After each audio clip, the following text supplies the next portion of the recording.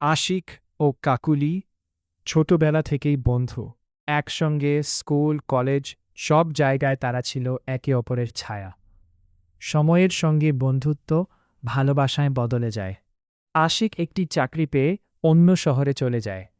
যাওয়ার আগে সে কাকুলিকে বলেছিল, মাত্র ১ বছর, তারপর ফিরে আসে তোমাকে বিয়ে করব। প্রথম কয়েক মাস সব ঠিকই চলছিল। প্রতিদিন ফোন, ভিডিও কল, অসংখ্য মেসেজ। একদিন হঠাৎ কাকুলির ফোনে একটি অচেনা নম্বর থেকে কিছু ছবি আসে। সেখানে দেখা যায় আশিক একটি মেয়ের সঙ্গে হাসিমুখে দাঁড়িয়ে আছে। সঙ্গে লেখা, যাকে এত বিশ্বাস করো সে তোমাকে ঠকাচ্ছে। ছবিগুলো দেখে কাকুলি ভেঙে পড়ে। রাগে অভিমানে সে আশিকের সব নম্বর ব্লক করে দেয়। আশিক শত চেষ্টা করেও তার সঙ্গে যোগাযোগ করতে পারে না। ৬ মাস পরে আশিক ছুটি নিয়ে বাড়ি ফিরে জানতে পারে কাকুলি তাকে বিশ্বাসঘাতক মনে করে। সে কাকুলির সামনে গিয়ে বলল, একবার শুধু আমার কথা শোনো। কাকুলি বলল, মিঠা বলার দরকার নেই, আমি সব দেখেছি। আশিক ব্যাগ থেকে একটি ফাইল বের করল। সেখানে অফিসের অনুষ্ঠানের আরও অনেক ছবি ছিল।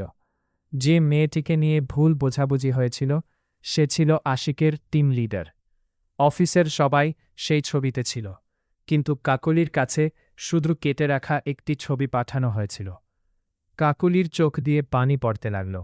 সে বুঝল কেউ ইচ্ছা করেই তাদের সম্পর্ক ভাঙতে চেয়েছিল। তারা খুঁজে বের করল আশিকের এক সহকর্মী কাকলিকে ভালোবাসত। প্রত্যাখ্যাত হয়ে সে এই ষড়যন্ত্র করেছিল। কিন্তু তদ্দিনে অনেক দেরি হয়ে গেছে। ভুল বোঝাবুঝির কষ্টে আশিকের মা স্ট্রোকে মারা গেছেন, আর আশিক চাকরিটাও হারিয়েছে। কাকুলি কান্দে কান্দেতে বলল, আমাকে ক্ষমা করে দাও। আশিক শান্ত গলায় উত্তর দিল, ভালোবাসা ভাঙে না মিঠায়, ভাঙে বিশ্বাস হারালে। তুমি যদি সেদিন একবার আমার কথা শুনতে, তাহলে আজ সব কিছু অন্যরকম হতে পারত। এই বলে আশিক চলে গেল। কাকুলি সারা জীবন সেই এক ভুলের শাস্তি বয়ে বেড়াল। সে বুঝেছিল ভালোবাসার সবচেয়ে বড় শত্রু দূরত্ব নয়, অবিশ্বাস। আশিক চলে যাওয়ার পর কাকলির পৃথিবী যেন থেমে গেল।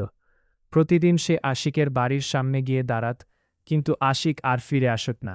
আশিক শহর ছেড়ে অন্য জেলায় চলে গেছে। সে আর দেরি না করে আশিককে খুঁজতে বের হল। অনেক খোঁজাখুঁজির পর একটি ছোট শহরে আশিককে পাওয়া গেল। সে এখন একটি অনাথ আশ্রমে চাকরি করে। এতিম শিশুদের হাসিমুখ দেখেই নিজের কষ্ট ভুলে থাকার চেষ্টা করে। কাকলিকে সামনে দেখে আশিক অবাক হয়ে গেল।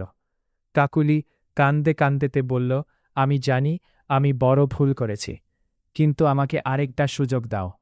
আশিক শান্তভাবে বলল, যে বিশ্বাস একবার ভেঙে যায় তাকে আগের মতো জোড়া লাগানো খুব কঠিন। ঠিক তখনই আশ্রমের এক ছোট মেয়ে এসে আশিকের হাত ধরে বলল, বাবা, তুমি কাঁদছে কেন? কাকলি অবাক হয়ে গেল। সে ভাবল আশিক হয়তো বিয়ে করে ফেলেছে। আশিক হেসে বলল, ও আমার মেয়ে নয়, ওর বাবা মা নেই, ও আমাকে বাবা বলে ডাকে। কাকলির বুকটা হালকা হয়ে গেল। হঠাৎ আশ্রমে আগুন লেগে যায়। ভেতরে কয়েকজন শিশু আটকে পড়ে।